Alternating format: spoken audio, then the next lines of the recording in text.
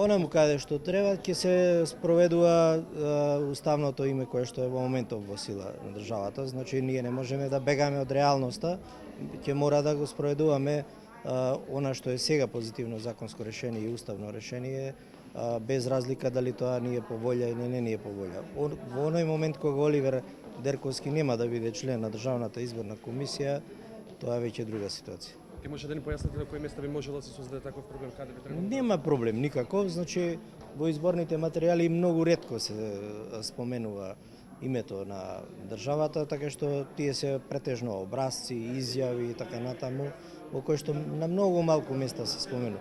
Изборниот законник во 10 и повеќе членови изборите ги третира како избори за председател на Републиката. Значи, така што ние ја употребуваме и ја користиме таа терминологија и сега и претходната комисија, веројатно и идната комисија.